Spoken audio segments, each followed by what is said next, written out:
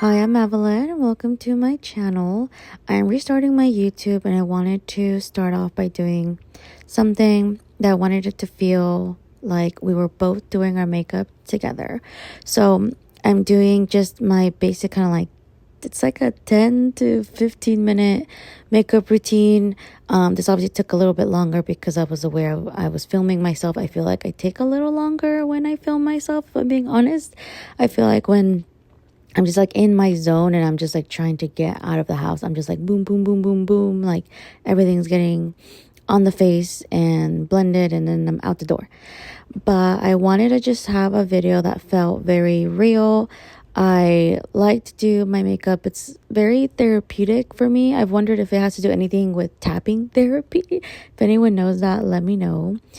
I just wanted to share something that I liked, and I didn't want to put too much pressure on what to film and the editing and like how much I was going to edit. And I was like, you know what? Just press record and just do something that you enjoy doing, that you think is fun. And so this is it. So I'm gonna go see my cousin do her first Nike race in LA. It's a half marathon. So I was like, you know what? The lighting is great. Let's get the makeup on. I'm not a huge foundation person, so this is really my base. I know a lot of other girls also kind of do the same, where it's really just like having just prepping your skin with skincare, which I didn't get to show in the video, but I usually do like some kind of like moisturizer before I start putting on my primer. The primer that I use, it's in the first clips. It's by Elf. I've been using the Milk grip primer, but I saw this one. I said it was a dupe, and I do feel like it really is a dupe because it's lasted me the whole day. But yeah, I really just try to blend as much as I can, although I can tell right now as I'm editing this that I missed a little piece in the corner of my eye, a little orange there. I do feel like I have a little bit of dark circles, so I do use a color corrector on top of my concealer. My favorite concealer is the one by Merit Beauty. I think it's very smooth, very blendable. I put a lot of people on it. It is definitely my go-to.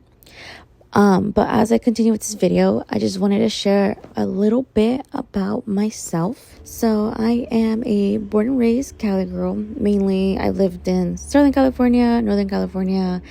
I feel like a big part of my life, and I think a big chunk that created who I kind of am building myself as right now, really started in college. So I went to UC Davis. I had dreams and aspirations of being a vet. I wanted to be like an exotic like surgeon vet. That did not happen, nowhere near close a career like that. But going to that college, being about 8 hours away from home, was really life-changing. I went through so many just obstacles, a lot of facing reality, a lot of learning about myself that I didn't even know how to put into words. For example, like I didn't realize until I got to college that I really didn't know how to study, that I think I just knew how to cram and pass a test, but college was definitely way different. There's a lot of things, that they test you on that the professor doesn't even go over, that's maybe briefly mentioned in like the the reading. So that was a big wake-up call. So I went through a lot of trials of learning how to study. I honestly to this day don't know if I really know how to study, if I'm being honest. But I also learned to kind of break out of my shell. I think moving away from college is kind of like that great opportunity to really rediscover yourself. You're not around the same people, same community who kind of have this idea of you. And I think naturally we kind of put people in a box. I mean, I've done it myself as well. But I think me going to college was really like I really like this and that, not like what I thought, or I'm learning that I like different, I don't know, to hang out with different types of people. And I don't know, it was really, really life-changing. Honestly, I enjoyed my dorm experience. I think that was something very unique and very like, I don't know if it's it's just like, oh, like you get to live in the dorms in the college and you're far. And I feel like to me, I'm very grateful that I was able to have the opportunity to kind of have that very college-y feel. But anyway, yeah, so long story short, I graduated in 5 years, graduated in 2019. I ended up meeting a bunch of friends, within my community that were in STEM. A lot of them were engineers, and I'm very proud of them. I think especially coming from like first gen low income families, and seeing us make this gigantic milestone, I am very, very proud of each and every one of us. I ended up actually stepping into a career in healthcare. I didn't think I'd want to do healthcare, although you may think, well, vet is kind of healthcare, which I do see it. It's similar for sure. But this was during kind of like when the pandemic happened. So after I graduated, I definitely took like a bit of like, how many, like 6 to 9 months, I can't remember, like about 6 to 9 months to kind of just figure myself out, because I feel like the degree I graduated in, I could really go into so many routes, which I'm very grateful for, but I think that was very overwhelming.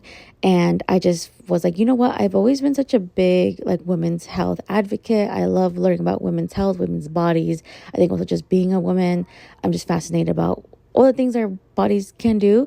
So counselor recommended to just go into nursing, since there are many jobs in women's health, which is true. So I ended up doing that. I ended up doing a vocational nursing route. I feel like it was just like the quickest option that I could just get my schooling and then start working, because these student loans were coming at me.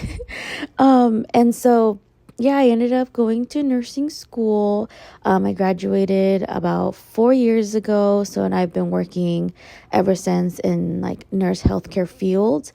I definitely feel like I have a more unique nursing career experience, as I have not done jobs such as, working really like at the bedside.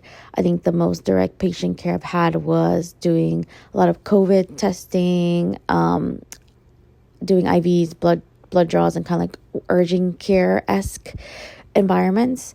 I'm currently doing a more clinical administrative role, which I really, really like.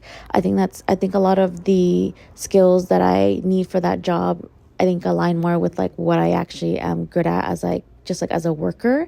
So that's been really fun. Other than that, I have 2 dogs. I have 2 corgis. I've actually, in college is when I met my first corgis, and that dog's name was Waffle, and I have a picture of me and that dog Waffle, and I thought it was such the most curious looking dog. I was like, why is it so cute and little and chunky and little legs but big ears, big old head? Like I just thought it was such a very curious looking little dog. So ever since then, I was like, I want a corgi. So, and because that corgi's name was Waffles, I kept meeting a bunch of more corgis that had also food names, and I was like, you know what, I'm gonna keep it up. So when I got my first corgi, I wanted to be a food name. So I literally went through Google and was like, let me get a gigantic list of common food names. Actually, no, not common, just food names. And I went through them all, and I was like, okay, which one sounds like it could be like someone's name, like a dog name?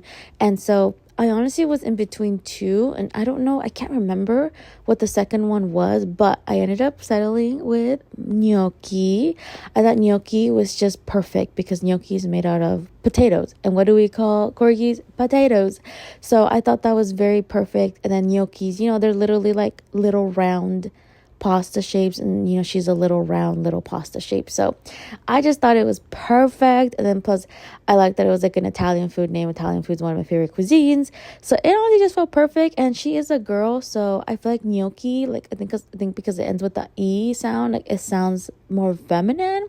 I don't know, the math was mathing to me at the time. So that was my first one. And then I adopted a second corgi.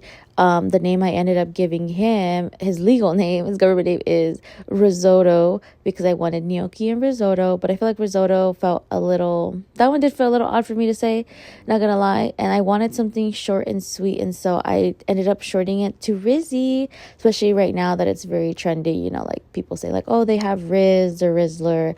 I thought it was very fitting, because my boy is so handsome and he does have the Riz, and everyone falls in love with his sweet little face. So So I feel like that was very, very perfect, not gonna lie. Other things about myself that I love to talk about is traveling. I'm actually this week getting ready to solo travel for the second time. I did my first solo travel to Spain because I was like, okay, I am a woman. I don't know if I don't think I come off as intimidating to people, so I don't want to make myself more of a target. So I decided to go to a country where, one, I knew the language, two, that I've been to before, and three, that I felt like I had somewhat of a connection. So I went for the first time last year with my cousin, and I fell in love with the city of Madrid. I thought it was so beautiful. It's like very picturesque, the architecture. I'm such a big like architecture fan, so that really, really sold me. So I was like, you know what, and I made some friends there. So I think that's what's nice about when you travel, meeting people that you don't expect or don't intentionally do. It's, I don't know, it's like the most beautiful thing, like human thing we can do. Oh my god, I'm almost running out of time. Anyways, I'm going again, and I'm staying there for a little longer. I'm really just going with the flow this time. This will be my third time going to Spain. I think Spain is such a beautiful, beautiful, beautiful country. I think the way of life is beautiful. The culture they have there is beautiful. I also just like things that have just like a lot of years of tradition and history. Also, I am Latina, and I don't get to practice my Spanish super, super, super like every day, but I've been practicing every day since the last 4 months. So I'm very excited to go and show them up how much more I've improved in my español. Y estoy muy emocionada de ir a Madrid. Y thank you guys for watching. I hope this felt like we were on a little FaceTime call, and hopefully I was able to keep you company while you did your errands or while you did your makeup. And we'll see you on the next video. Bye. Have a great day.